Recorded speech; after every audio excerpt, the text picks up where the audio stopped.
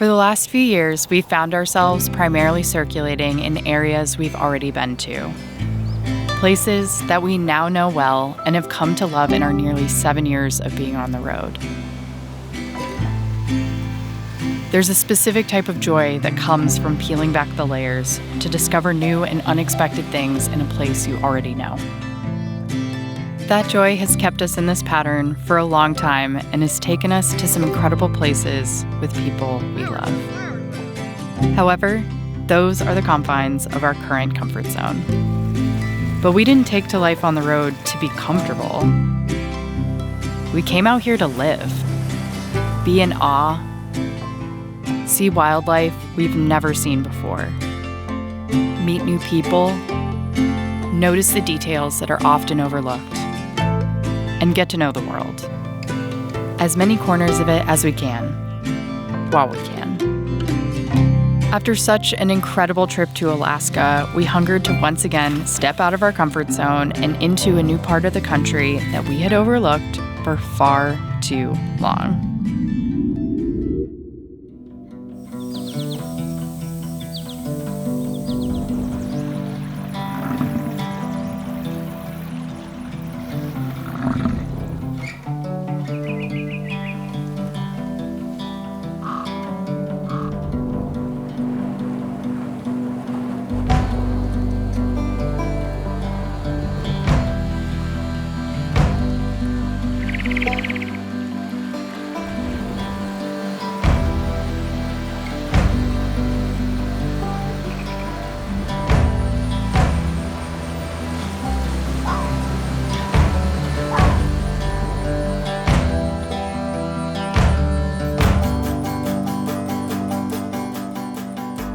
This has been our path of travel over the last handful of years. Do you see a glaringly obvious gap in our coverage? When you look at it this way, it's honestly a little embarrassing. It was high time we do something about this egregious oversight and head into the northern Midwest to see some of the incredible places that we've been hearing about over the years. With that, you've been brought up to speed. So where were we? Ah yes, Interstate 94, somewhere in Montana, headed eastbound. Our first official stop on this grand journey was still a few hours away in North Dakota. However, we're easily distracted. From the interstate, we passed a sign that said that there were dinosaurs and hoodoo formations in the area, all of which are very intriguing to us. So we decided to call it a night and see what it was all about in the morning.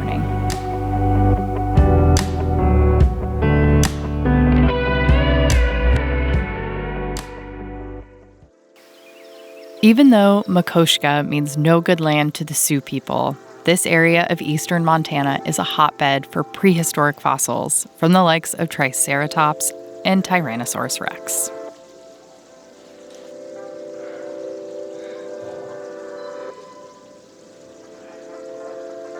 Wanting to get a glimpse of the park's unique formations, we found a short hike to do before getting back on the road.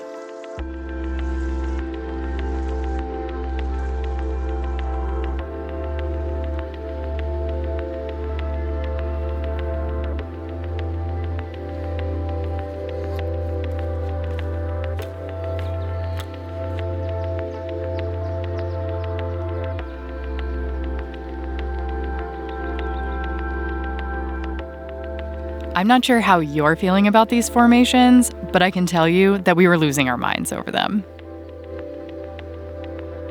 These badlands are unlike anything we've ever seen. Later, we'd come to learn that this kind of smooth, flowing earth is called rivulet erosion. This 1-mile hike took us hours because we couldn't peel our eyes or our cameras away from these Martian formations. Yeah, the whole thing is riddled with holes.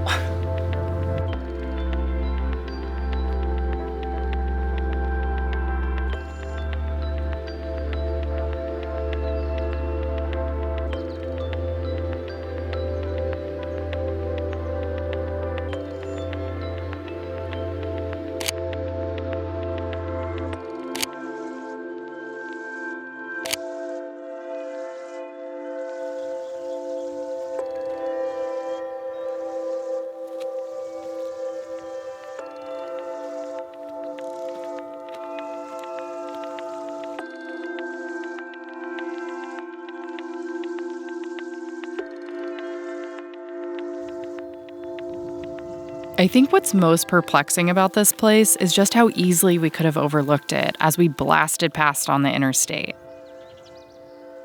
So take it from us. If you see something interesting, you should stop and you should check it out, because you never know what you could find.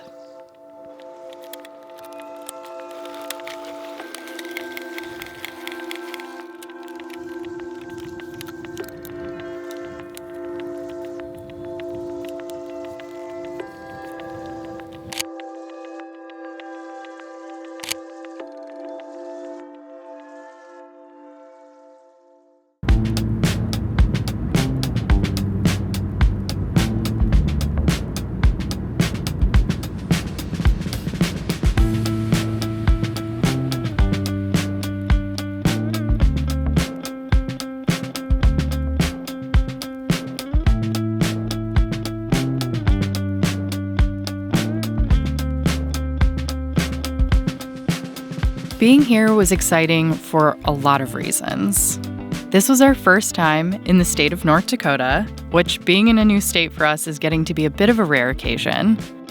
And second, we've heard nothing but incredible things about Theodore Roosevelt National Park, and we're excited to finally see it for ourselves. Located in western North Dakota, Theodore Roosevelt National Park is broken into 3 separate pieces: the North Unit, the South Unit, and Elkhorn Ranch, which sits in between the two.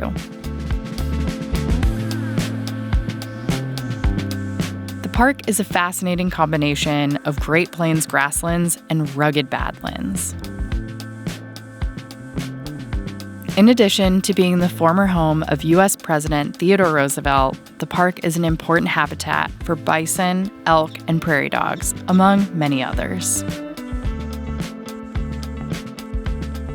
Starting in the southern unit of the park, we had plans to spend a couple of days exploring before heading up to the north unit. It didn't take us long to cross paths with the park's legendary bison herd that brought Theodore Roosevelt out here in the first place. Well, sort of, but more on that later. Time to break out the big guns.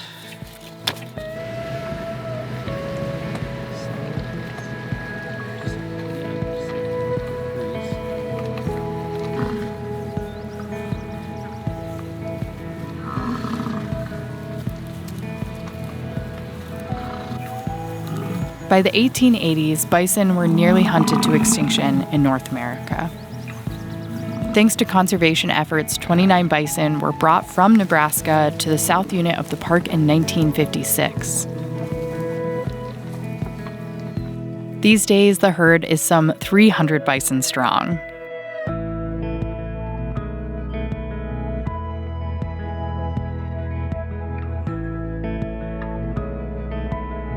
I'm not sure if you've ever had the pleasure of seeing a bison in person. As the largest mammals on the North American continent, these burly creatures are truly something to behold. The Great Plains simply would not be the same without these iconic creatures.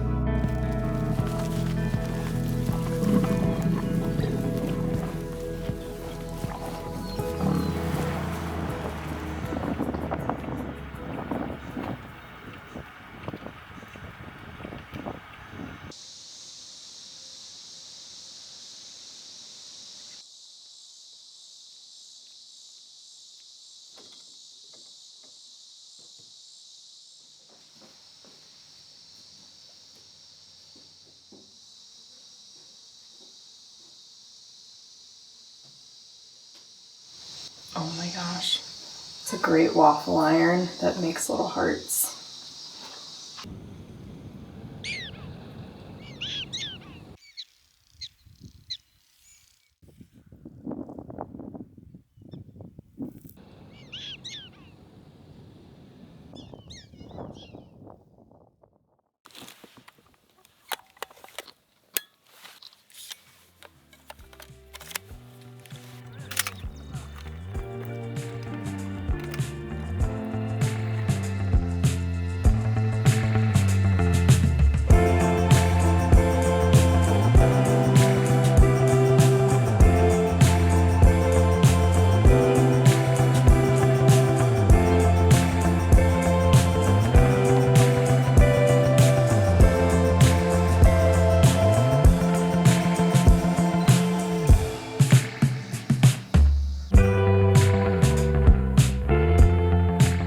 As the sun began to set on the Little Missouri River, we couldn't help but be in awe of the new terrain we had wandered into. Finally, we were back in uncharted territory, and it felt mighty nice.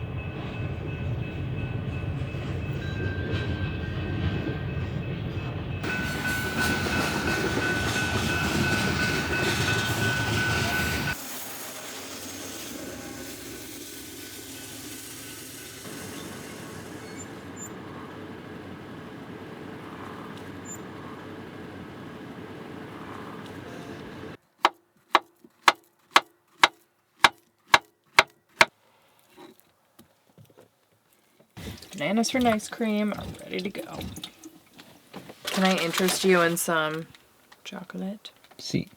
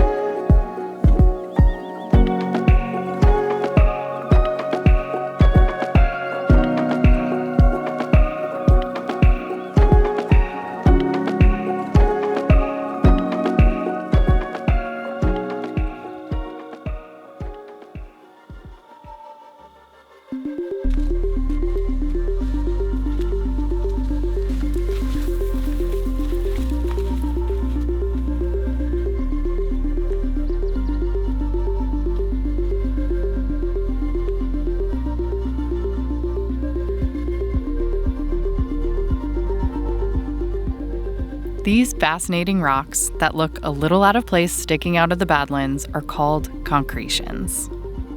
This type of formation can be found all over the world, but the ones here in the park are particularly spherical and are aptly named Cannonball concretions. When mineral-rich water seeps down through the layers that make up the Badlands, it settles into small gaps in the soil.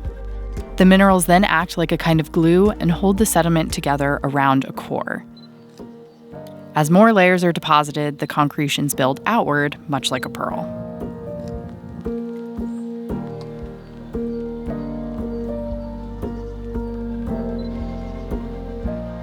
Eventually, the Badlands erode, exposing the concretions that have been quietly forming below the surface. And these concretions are big. You can use me for scale. They are like big little cannonballs.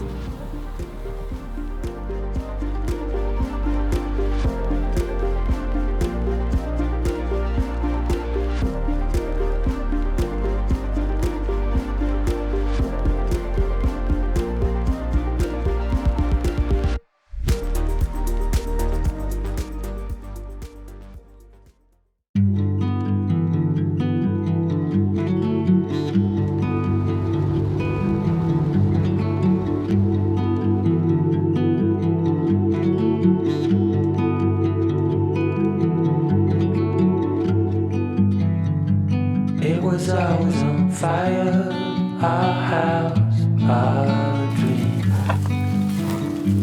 We were dancing on the wire, reckless it seemed.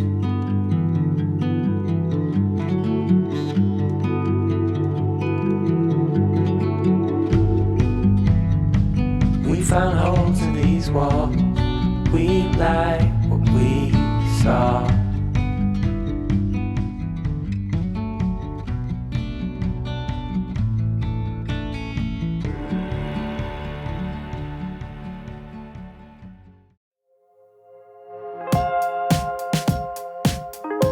After a morning spent enjoying the bison of the North Unit, we headed out for a hike. Oh my goodness. Oh, I'm getting a rolly boy.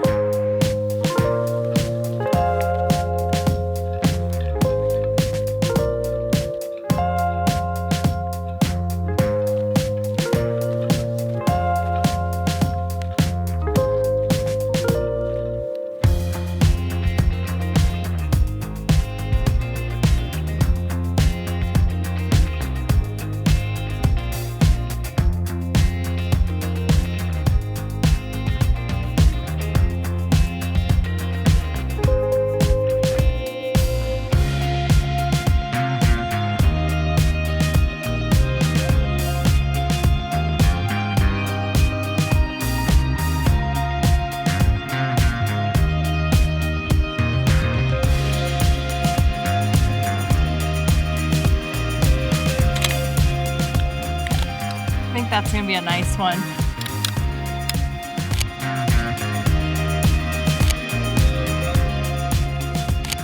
The diversity of the landscape in Theodore Roosevelt National Park is something that makes this place really special. One moment, it feels like you're walking on the surface of the moon.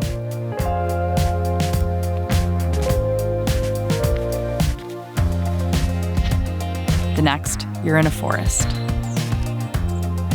A moment later, you're wading through grasslands.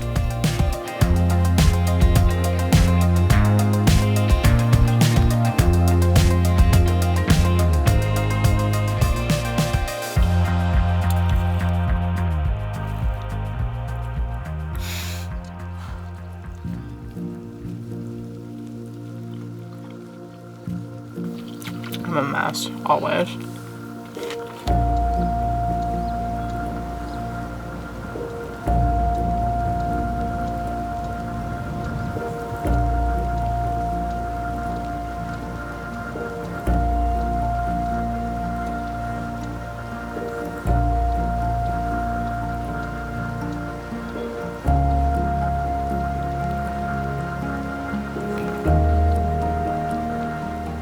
After losing his wife and mother just hours apart, Theodore Roosevelt came to this part of North Dakota to mend a broken heart.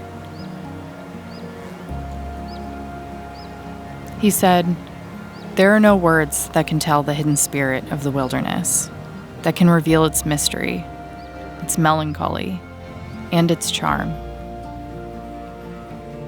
These views that had enchanted us had the same effect on Theodore Roosevelt, who would go on to be known as the conservation president. During his time in office, he established 5 national parks, 18 national monuments, 51 bird sanctuaries, and set aside 100 million acres of national forests. It's not a stretch to say that this place played a role in the protection of wild spaces all over the country, simply because of Theodore Roosevelt's deep love affair with this landscape.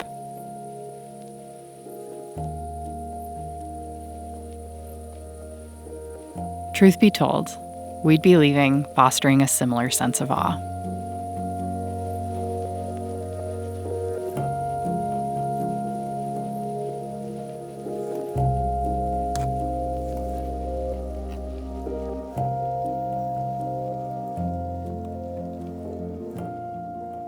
On the next episode of A Long Time Coming.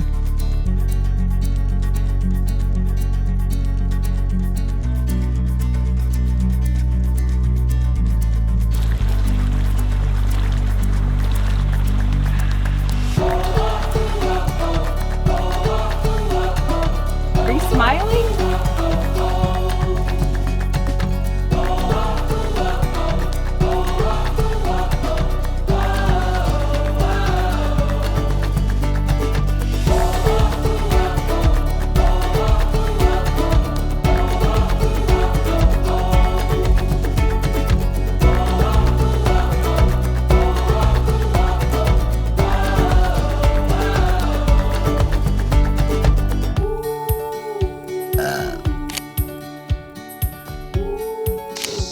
Mosquitoes are bad.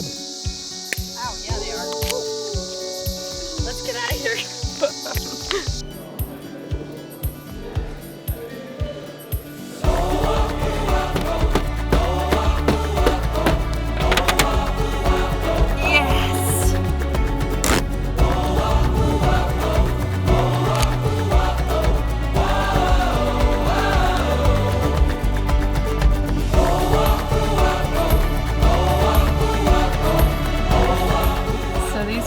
dogs, when they communicate with one another, they stand up on their back legs and they throw their head back and their arms in the air like they're completely exasperated. It's hilarious.